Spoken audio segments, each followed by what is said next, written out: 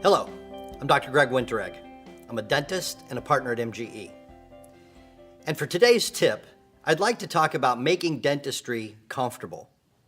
Now, first of all, in every state that I know, and every province that I've ever heard, you cannot advertise that you are painless or pain-free.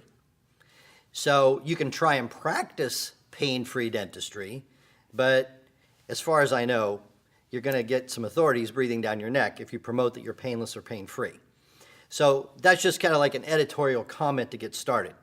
Now I want to tell you a few things that I've experienced myself and things that I've done to help make dentistry more comfortable. Nobody likes having needles and drills inside their mouth. How can we make it as comfortable for them as possible? Well, first of all, I think it starts with your injection technique. I used the smallest needle I could for the procedure I was doing, and I warmed the anesthetic. And some people bristle a little bit against that because when you warm the anesthetic, it has a tendency to limit the shelf life of it. Well, we just had a very simple system of rotating the carpules through the anesthetic warmer.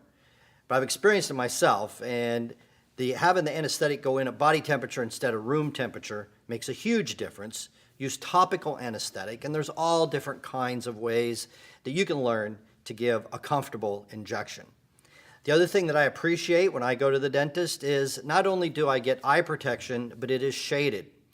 That glaring light sometimes bleeds over, and I find it uncomfortable for my eyes, so I like having shaded glasses.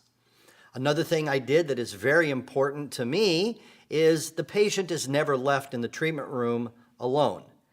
They could be apprehensive, especially if they're seeing the dentist, not just the hygienist, and it really helps distract them when a staff member is there with them. So our policy was that if at all possible, we did not leave the patient alone.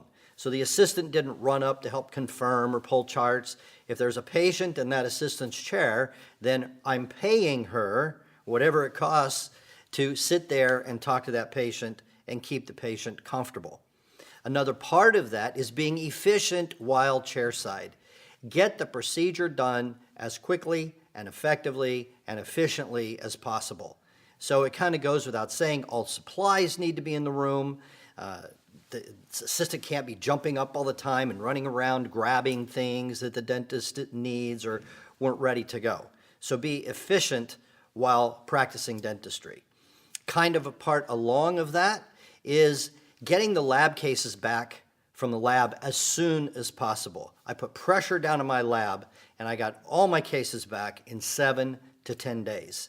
We were even able to speed it up by 2 days by not using UPS. The lab sent a driver to my office to pick up my cases twice a week, and I was 2 hours away from the lab. But that's the kind of service that I demanded because I was charging a fee appropriate with that type of service.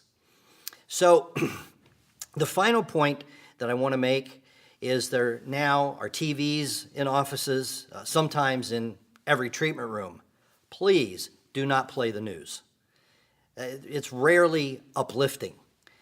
What I recommend is a home and garden channel. There are many channels now that show homes being remodeled. People are interested in that, and it's actually interesting and not upsetting. So I think it's a great topic for a staff meeting. How can you make the patient's experience as comfortable as possible in your practice? And that's my tip for the day.